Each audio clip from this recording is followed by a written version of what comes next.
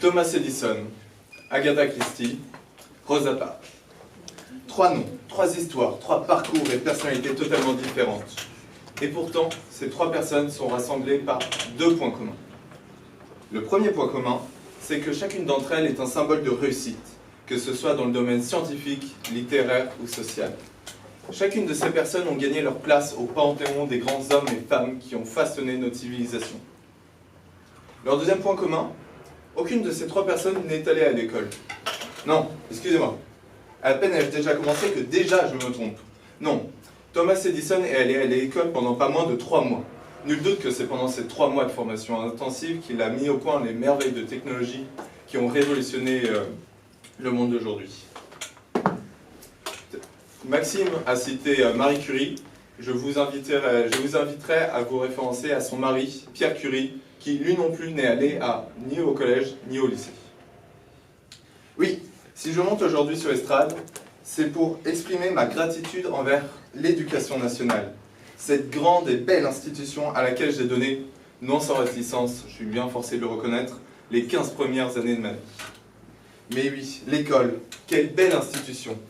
Rappelez-vous, vous venez de passer votre baccalauréat, vous êtes désormais en mesure de réciter du Corneille, de donner un angle en radian ou de donner la définition d'un PIB. Que de compétences, que de savoir! Et vous voilà, à 18 ans, tête haute, diplôme sous le bras, prêt à affronter tout ce que le monde adulte pourra vous infliger. Après tout, vous vous préparez à ce jour même depuis l'âge de vos 3 ans. Il ne peut donc rien de mal se passer. Mais voilà, vous voilà à peine émancipé que déjà les questions vous assaillent. Mais comment vais-je régler mes impôts? Comment vais-je trouver un emploi? Ou tout simplement mon école ou un logement? Oh rage, oh désespoir!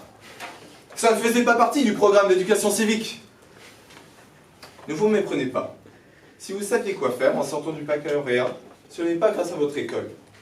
C'est grâce à votre entourage, vos amis peut-être, vos parents sûrement. Ce sont eux qui vous ont prodigué la véritable éducation nécessaire à une insertion facile dans le monde adulte. L'école, elle ne s'en est pas vraiment souciée. Elle ne semble pas considérer que ça fait partie de ses responsabilités. Mais je vous vois déjà aux aguets, prêt à vous jeter sur ce pauvre fou qui semble vouloir réfuter l'utilité de ce qui a monopolisé la première partie de votre vie. Vous vous dites peut-être que l'école vous a au moins formé au monde professionnel. Cependant, ce serait, encore une fois, se bercer d'illusions. En effet, l'école, et je pense que vous le savez, s'est révélée totalement inadaptée à la réalité du monde professionnel, et ce depuis des dizaines d'années. En fait, la formation qu'elle propose, qui est la plus rapprochée de la réalité de ce monde professionnel, appelée à juste titre Bac Pro, est souvent décrédibilisée, considérée comme une solution de secours pour des élèves en situation d'échec. Absurde. Pire encore, notre système scolaire nous offre une vision totalement biaisée des possibilités qu'offre le monde professionnel.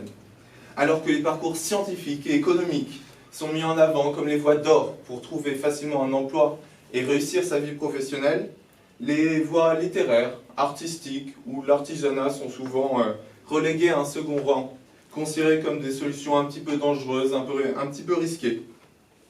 Ainsi, beaucoup d'enfants finissent par abandonner leur passion, trop soucieux de leur avenir. Ils choisissent une voie qui ne les intéresse pas. Beaucoup d'entre eux se rendront compte de leur erreur quelques années plus tard. Pour certains, une reconversion est encore possible. Pour d'autres, il est déjà trop tard. Dans tous les cas, c'est des années entières de perdu, à travailler des sujets qui ne les intéressent pas. Tout cela parce que ces pauvres enfants ont préféré suivre le chemin recommandé par leur école plutôt que leur propre instinct. On me demande si l'école est le chemin de la réussite. Je vous répondrai que nombreux sont les enfants qui, n'ayant reçu d'éducation que celle de leurs parents, ont réussi à réussir, si vous me permettez le pléonasme. En revanche, j'ose affirmer que nul enfant n'ayant reçu aucune éducation parentale d'aucune sorte ne parviendra à s'intégrer, du moins facilement, dans le monde adulte, quelle que soit la scolarité qu'il ait reçue en parallèle. Je dirais donc que le chemin de la réussite est frayé à travers cette jungle qu'est le monde adulte, non pas par notre école, mais par notre entourage.